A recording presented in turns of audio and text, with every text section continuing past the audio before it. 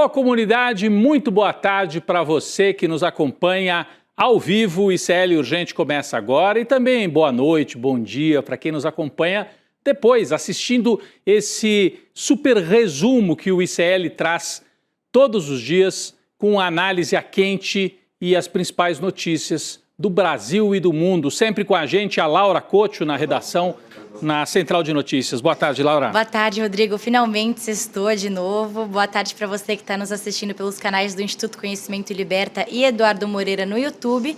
E muito boa tarde para você que está nos ouvindo pela Web Rádio São João, em Quixadá, e pela Rádio Cultural FM, no Rio Grande do Sul. Vamos lá, Rodrigo. Vamos lá. Boa tarde para você que mora nesse país em que o presidente Lula desafia o preferido da Faria Lima. Lula, numa entrevista hoje a uma rádio de Minas Gerais, deu a real e disse: Tarcísio de Freitas, escolhido como o candidato da Faria Lima, dos empresários, mas não da família Bolsonaro, Tarcísio de Freitas não existe sem Bolsonaro, foi o que disse Lula. Tarcísio de Freitas não existe sem Bolsonaro. Então, ou eles fazem um acordo que também inclua Jair Bolsonaro, ou o Tarcísio sozinho, hoje pelo menos, não existe como uma força política autônoma capaz de disputar o poder. A Faria Lima acredita que sim. Os jornais da mídia tradicional acreditam que dá para empurrar o Tarcísio goela abaixo do Jair, mas o Lula deu a real. Sem o Jair, o Tarcísio não vai até a esquina. Nós vamos falar disso daqui a pouco, trazer vários trechos das falas de Lula nessa entrevista importante para a rádio de Minas Gerais, mas que está repercutindo também na internet, na televisão e em vários outros meios. Tá chegando a hora, minha gente. A partir da próxima terça-feira, dia 2 de setembro, todos os holofotes estarão voltados para Brasília para acompanhar a fase final do julgamento do ex-presidente Jair Bolsonaro e dos outros 7 réus da trama golpista. Está aqui a nossa manchete no telão.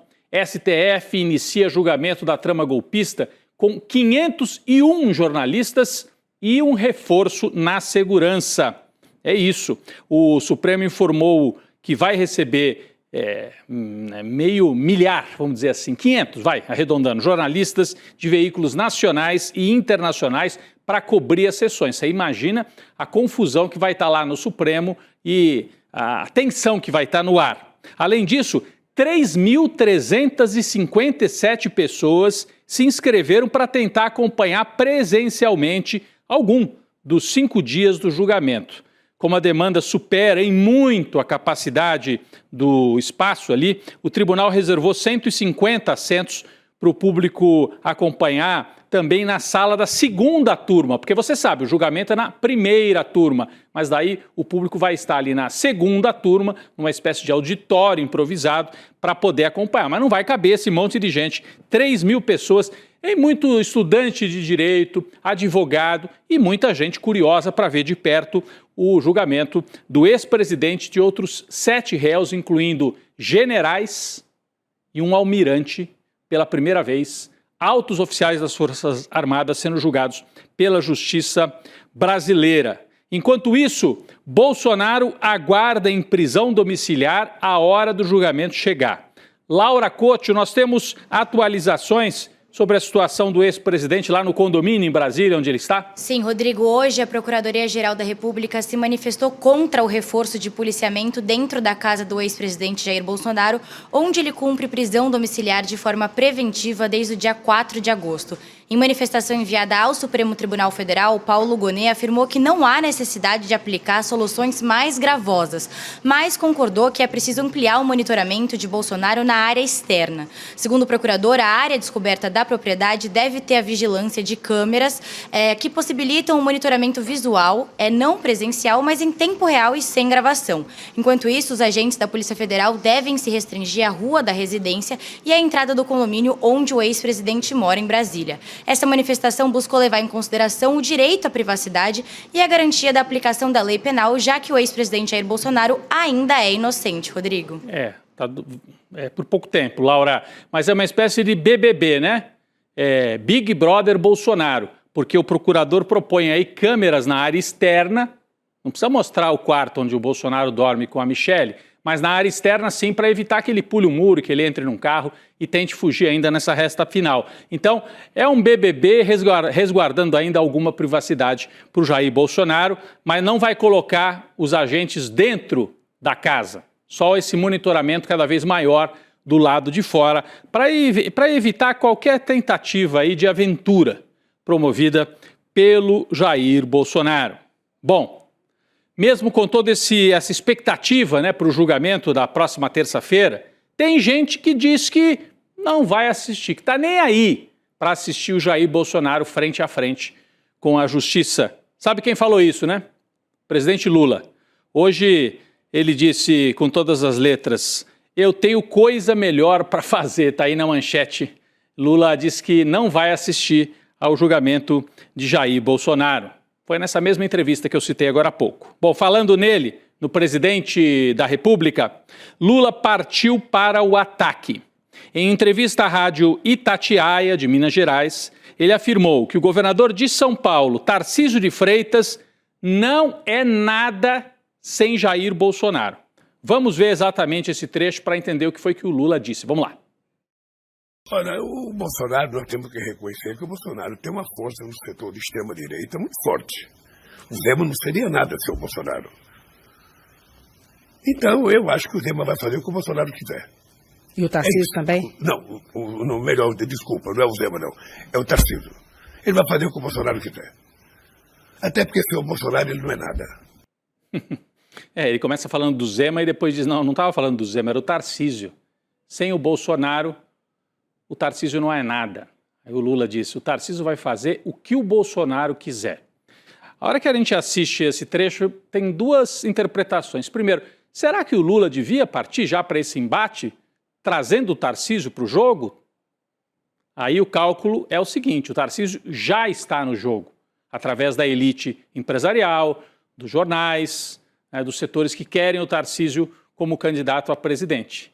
Aí o Lula reconhece que ele está no jogo, aí você fala, então ele está aumentando o papel do Tarcísio, mas ao mesmo tempo, então o Lula traz o Tarcísio para o jogo como um personagem menor e diz, ele está no jogo se ele fizer tudo que o Bolsonaro mandar. Então ele é um pau mandado do Jair Bolsonaro. É essa a tática de Lula ao trazer uma frase dessa, falando com todas as letras. Tarcísio não existe sem Jair Bolsonaro. Não existe como candidato a presidente. É claro que ele pode se candidatar a governador e tem boa chance de se reeleger. Bom, e o Tarcísio com isso? Respondeu de um jeito dúbio, sem ir para o confronto, ele se vende como o bolsonarista moderado, né? O que disse o Tarcísio? Respondendo ao Lula, ele disse que o Bolsonaro é inocente, né? Ele disse que não perde nem um minuto pensando na crítica de Lula.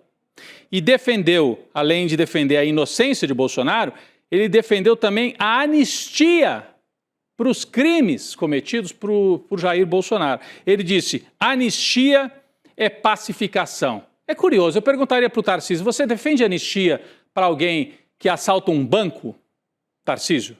Você defende anistia para alguém que entra numa propriedade e quebra tudo, como fizeram os responsáveis pelo 8 de janeiro? Não, né? Aliás, você manda a sua polícia matar a população no litoral de São Paulo, como fez recentemente. E por que para o Bolsonaro vale a anistia? Por causa disso que o Lula acabou de falar. O Tarcísio precisa se ajoelhar como um vassalo do Bolsonaro para ter chance de ser o candidato em 2026. Bom, o que complica um pouco a vida do Tarcísio? Ele tem apoio, sim, de gente importante. Eu não estou negando que ele tenha força e que ele tem apoio da Faria Lima, dos empresários, da mídia tradicional, né? Setores militares, do agronegócio. Tem. O que complica a vida do Tarcísio? É que Lula não é o único que está batendo no governador de São Paulo. Ele virou saco de pancada também da família Bolsonaro, e já faz tempo, hein? Principalmente dos filhos. O ódio é grande entre os filhos de Jair. Tanto que Eduardo, o 03, que está lá nos Estados Unidos, tem dito aos interlocutores que planeja lançar uma candidatura para 2026 contra o Tarcísio, se o Tarcísio insistir em ser o candidato. mesmo que o Tarcísio receba até o aval do pai do Jair. Se o Jair, desesperado, condenado, preso, não tiver outra saída e resolver fazer um acordo com o Tarcísio, o Eduardo disse, mesmo assim, eu me lanço candidato para, num primeiro turno, disputar com o Tarcísio esta herança do bolsonarismo. É isso mesmo que está rolando nos bastidores, não é, Laura? Rodrigo, recentemente o Eduardo Bolsonaro tem discutido com aliados sobre essa hipótese, que inclusive não é novidade, né? Nessa última semana, o Eduardo vem criando um impasse dentro do Partido Liberal e chegou a dar um ultimato ao Valdemar Costa Neto, que é presidente do Partido Liberal, caso o cacique acolhesse o Tarcísio para dentro da legenda. Mas agora o Eduardo está disposto a desafiar o próprio aval do Jair Bolsonaro ao Tarcísio para presidente. O Filho 03 acredita que o Bolsonaro está sendo pressionado pelo Centrão a apoiar o governador de São Paulo em uma eventual candidatura à presidência no ano que vem. Ele também acredita que uma possível eleição do Tarcísio enterraria o bolsonarismo como um movimento político. Mas o mais impressionante da história é que o Eduardo afirmou que poderia se lançar à presidência do Brasil diretamente dos Estados Unidos, para onde ele fugiu com medo aí de ser preso. E sim, gente, segundo a Constituição, isso é possível. Será que a gente vai ver um debate home office ano que vem, Rodrigo? O Eduardo está promovendo aí uma candidatura home office do exterior. Sabe aquele cara que quer continuar no emprego e fala, será que dá? Eu vou viajar para Paris, o senhor me mantém aí no emprego? Né? E nesse caso é um emprego que ele está pedindo ao povo brasileiro. Posso fazer a candidatura home office? Depois o passo seguinte, Laura, Eduardo Bolsonaro, se eu for eleito, eu posso exercer o mandato aqui dos Estados Unidos mesmo? Aqui de Washington?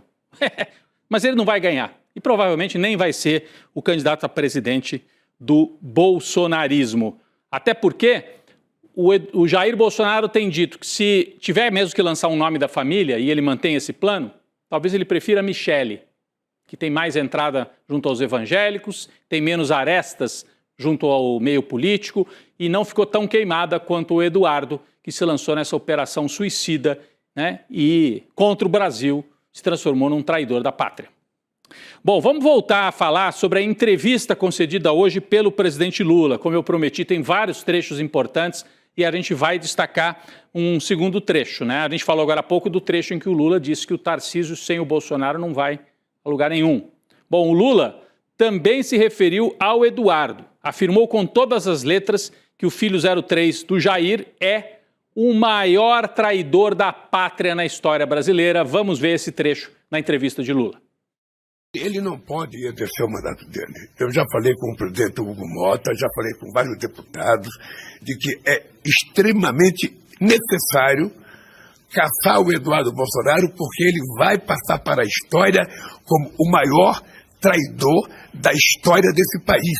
Aliás, um dos maiores traidores da pátria do mundo, porque ele sai do Brasil, vai para os Estados Unidos, sabe, denunciar o Brasil e ficar mentindo com relação ao Brasil, porque as acusações que o Trump fez ao Brasil para fazer a taxação são todas inverídicas. Primeira, uma é totalmente improcedente e inaceitável, que é a interferência na Suprema Corte Brasileira. Bolsonaro não pode ser julgado. Para imediatamente.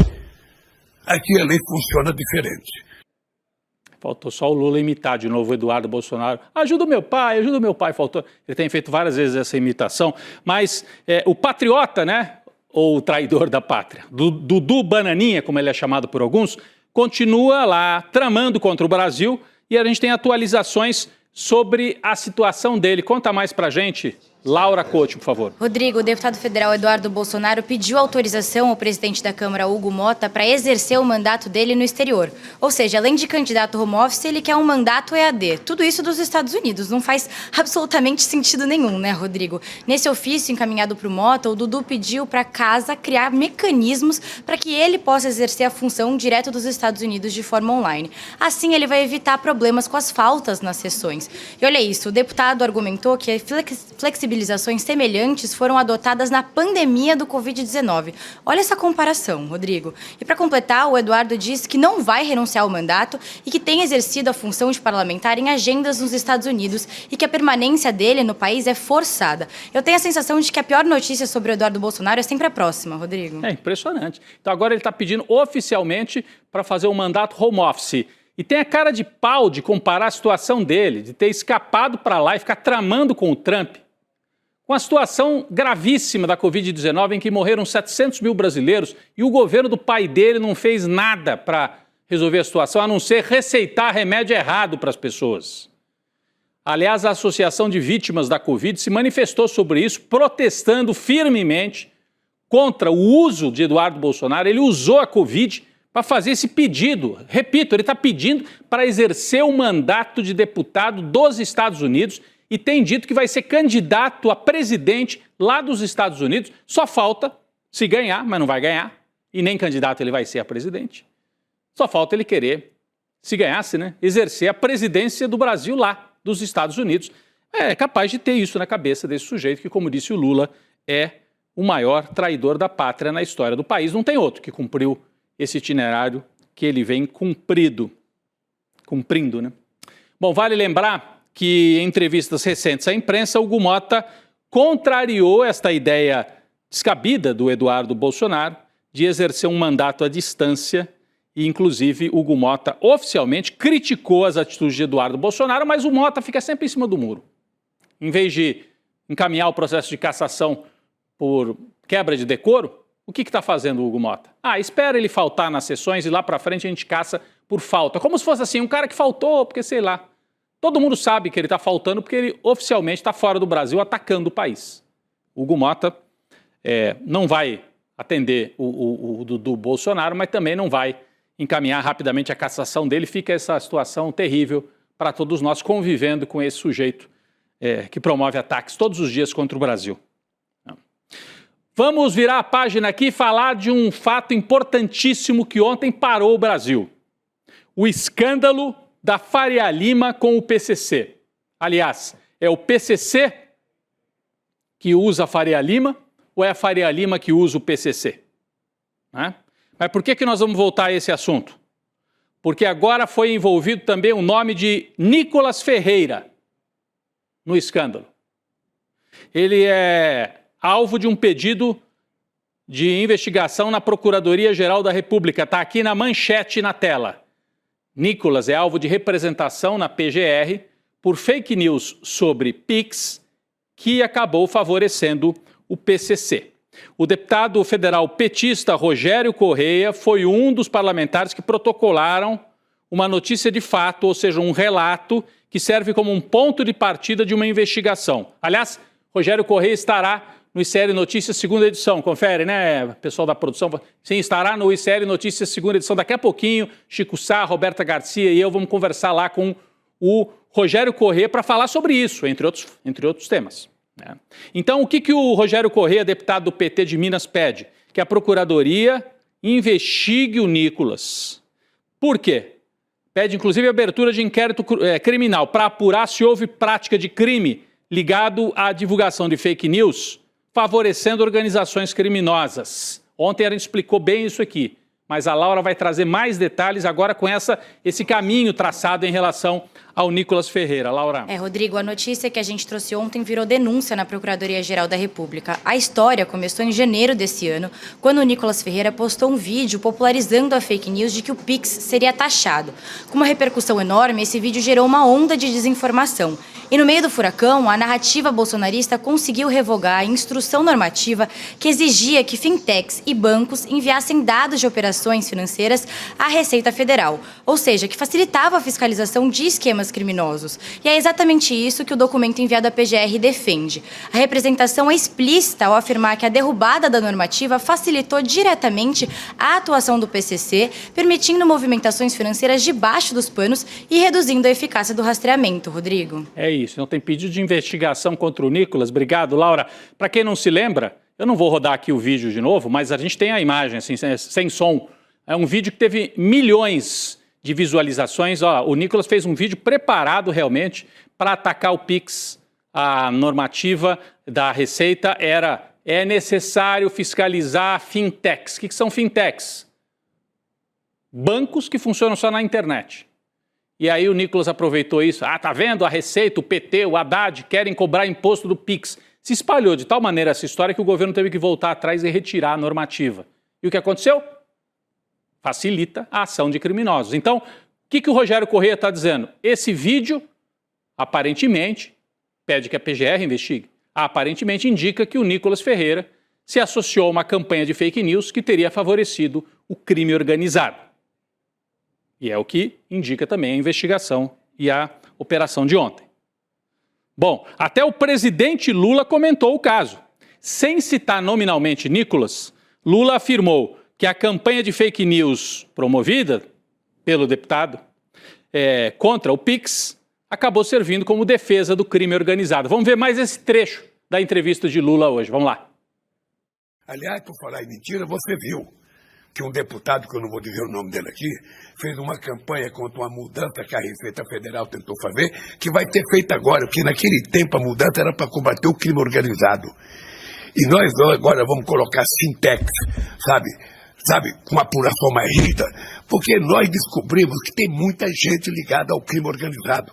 E outro, nós fizemos a operação mais importante da história de 525 anos do Brasil.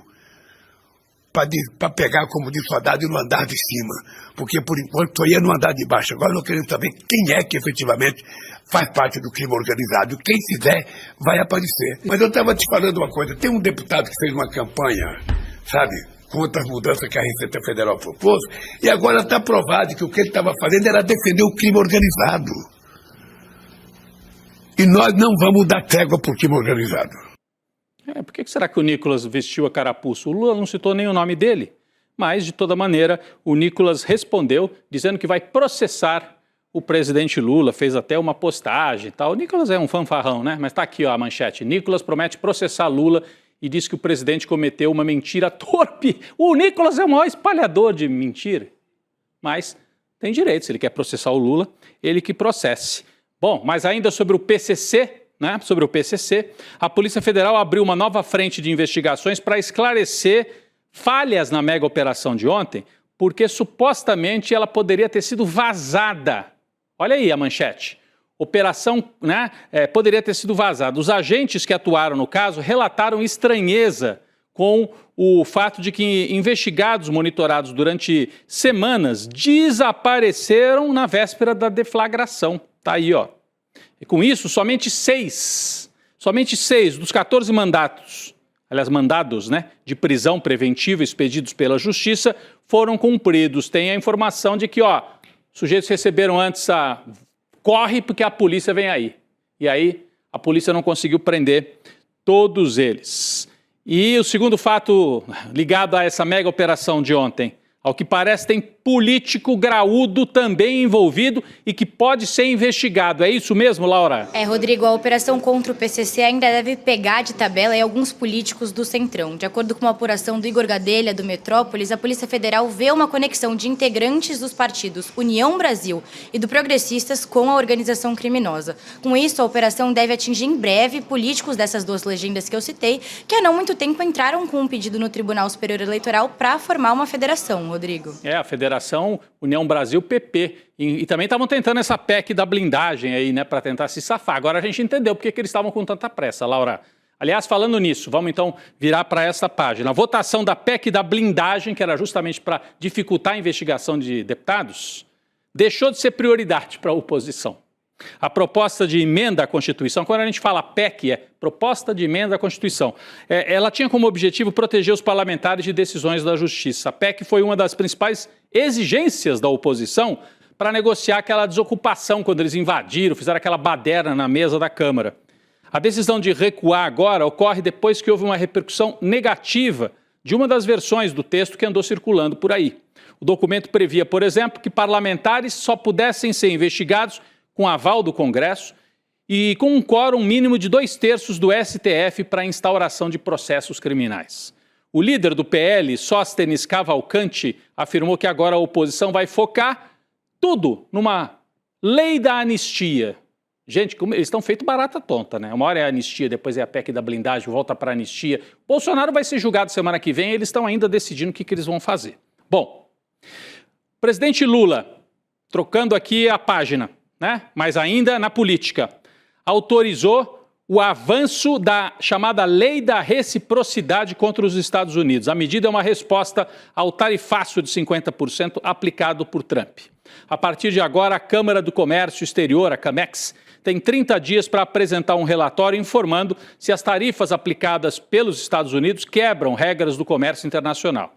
O governo norte-americano será notificado hoje sobre a decisão e terá tempo para enviar uma resposta ao Brasil. De preferência, não mandem pela rede social, porque eles estão agora viciados em só mandar pela rede social. Mesmo assim, o governo brasileiro continua aberto para a negociação.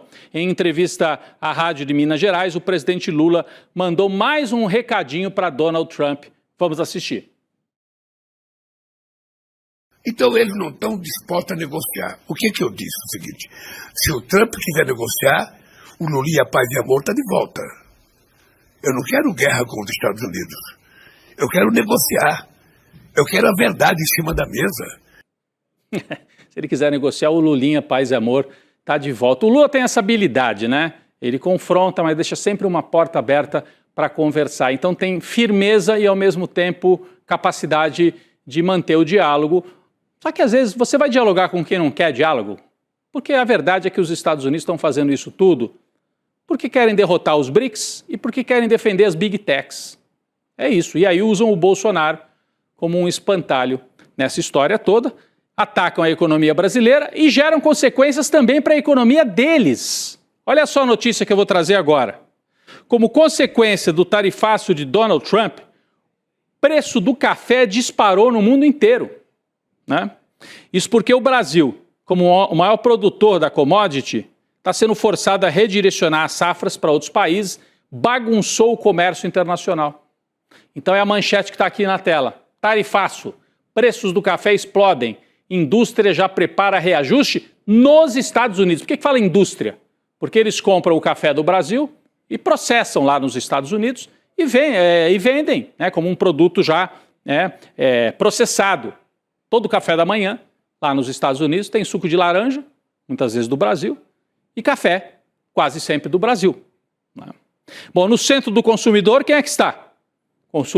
No centro do furacão, aliás. No centro do furacão, quem é que está? O consumidor norte-americano, que vai enfrentar novos aumentos do preço do café no mercado. Segundo a Bloomberg, a agência especializada na área econômica, gigantes estadunidenses do café preparam reajustes no preço do produto para os próximos meses, com custos adicionais que serão repassados aos clientes. Então, essa guerra gera problema aqui para o Brasil? Gera, mas gera muito mais problema lá para o Donald Trump, que está com a popularidade em baixa por conta do tarifaço e por conta das consequências econômicas desse ataque que ele fez de forma generalizada a Brasil, China, Índia, Europa, México, Canadá, é o mundo inteiro.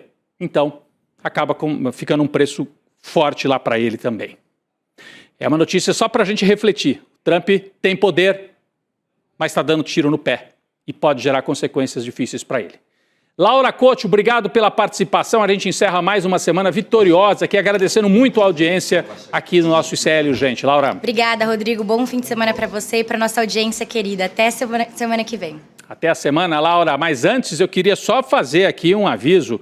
Domingo que vem, esse domingo agora, depois de amanhã, a gente tem um super convite para você. Vou até virar para cá, olha. Olha o que vai para a tela no domingo.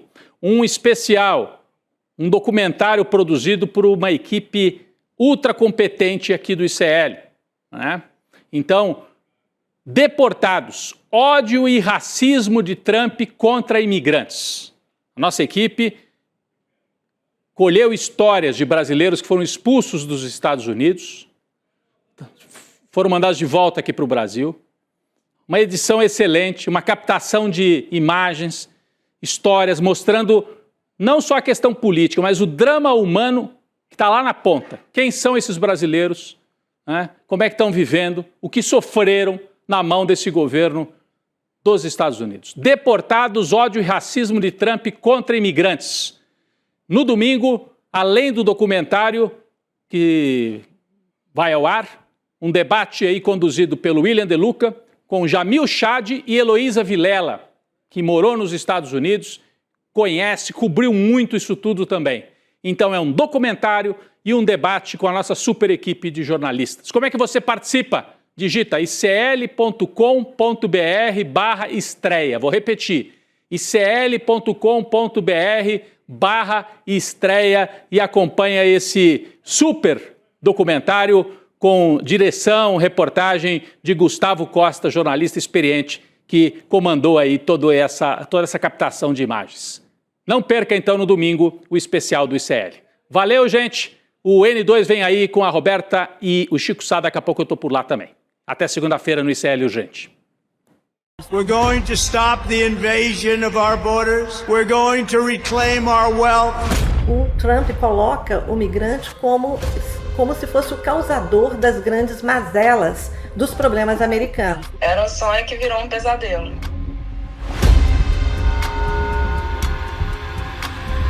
Aonde que é mais fácil, que é aonde que mais dói, que é nossos filhos. O Ice foi na escola e falou, olha, quais são as crianças que são filhos imigrantes? Que faz a fila, nós vamos ligar para os pais vão ficar buscar.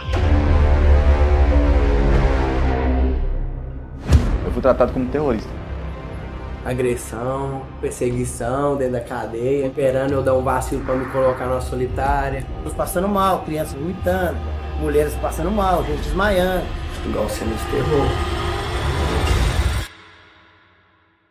Mas ser tratado com humanidade é uma obrigação de qualquer governo. Pretendo ir embora. Inclusive, estou mandando a minha filha embora, porque é muito arriscado ficar aqui. America is back.